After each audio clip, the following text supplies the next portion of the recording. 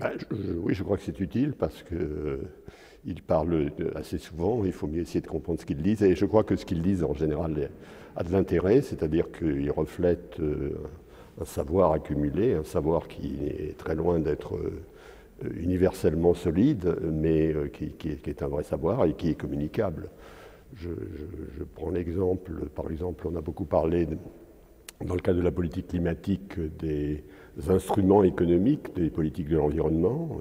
Il y a toute une réflexion des économistes sur les instruments réglementaires, où on fixe des normes, des seuils, etc., et des instruments économiques dans lesquels on utilise le système de marché ou le système de prix avec les taxes, les subventions, les marchés de droit.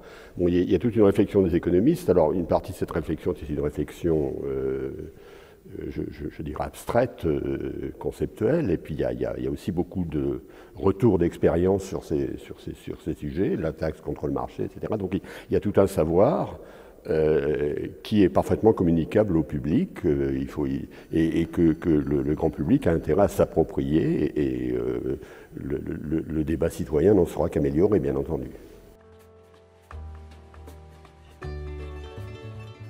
Oui, alors je ne suggère pas que chacun devrait lire Econometrica ou American Economic Review, la revue économique, chaque semaine. Il serait assez dérouté par la technicité des analyses.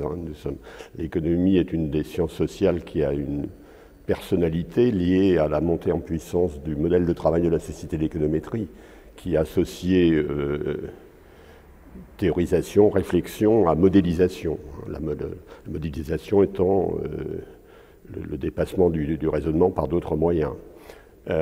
Et qui associait observation à l'usage des statistiques. Donc c'est une discipline, au cœur de la discipline, il y a un recours aux mathématiques qui est plus fort que dans les sciences sociales voisines, nettement plus fort, et qui est une partie de son identité. Alors évidemment, ça la rend beaucoup plus difficile à comprendre de l'extérieur.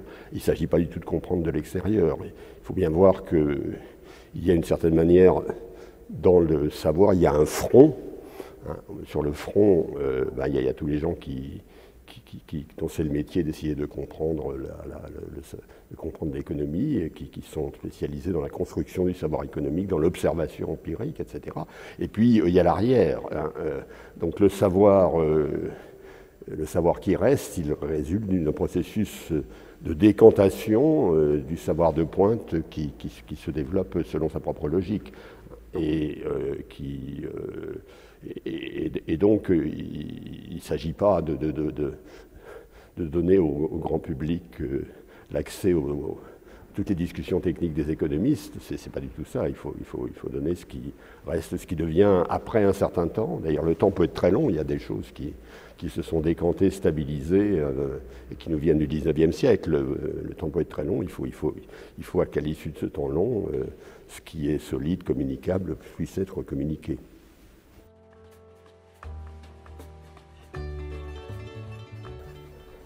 Il faut bien comprendre que il y a toute une série. Les économistes sont des gens qui, issus de la société civile, qui ont des sensibilités intellectuelles, politiques différentes, qui travaillent à la pointe du savoir, à la frontière, ce que j'appelais la frontière. Il y a des paradigmes en concurrence. Il y a des travaux dans le cadre de ces paradigmes. Pour expliquer la macroéconomie, on avait autrefois les modèles dits keynésiens préfixés, il y a les modèles d'anticipation rationnelle, etc. Et il y a un vrai débat intellectuel sur la pertinence de ces modèles pour l'explication du monde macroéconomique au niveau de la frontière, je dirais.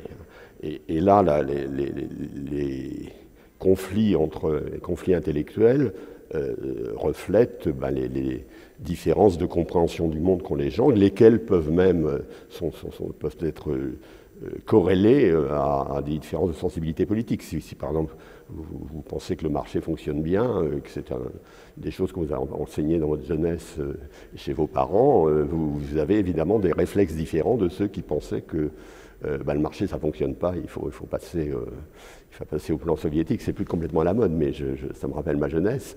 Et évidemment, ça suscite des pistes de recherche différentes. Il y a des débats intellectuels, et il faut que ces débats intellectuels existent et qu'ils nourrissent la construction du savoir. Donc, il y a premièrement des débats intellectuels, je dirais, assez fondamentaux. Et puis ensuite, étant donné un savoir donné, décanté, cette fois je m'écarte du front, hein, je savoir donné décanté, l'interprétation de ce qu'il implique pour la politique économique dépend de beaucoup de facteurs qui relèvent de l'analyse subjective. D'abord, il dépend de vos objectifs. Le savoir économique ne dit pas qu'on doit faire la même chose, quels que soient ses objectifs. Par exemple, la discussion sur les inégalités, il y a une question sur le niveau de redistribution souhaité, et il n'est pas le même chez tous les citoyens de ce pays, ni chez tous les citoyens du monde, c'est tout à fait clair.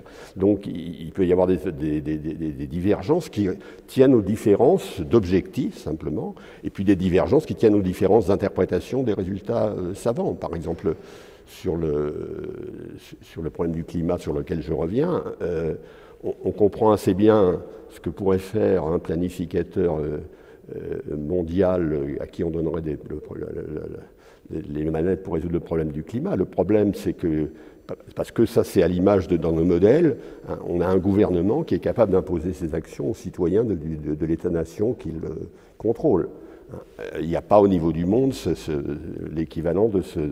Donc notre compréhension de ce qu'il faut faire est tout à fait affectée par le fait qu'il n'existe pas de décideur central et qu'il faut donc réfléchir à des conditions de négociation, qui est un autre secteur du savoir. Et donc là, le désaccord, c'est un désaccord qui reflète à la fois les différences de compréhension du monde, les différences de capacité à... solliciter les diverses parties du savoir pour en faire une bonne synthèse, et puis les différences d'objectifs aussi.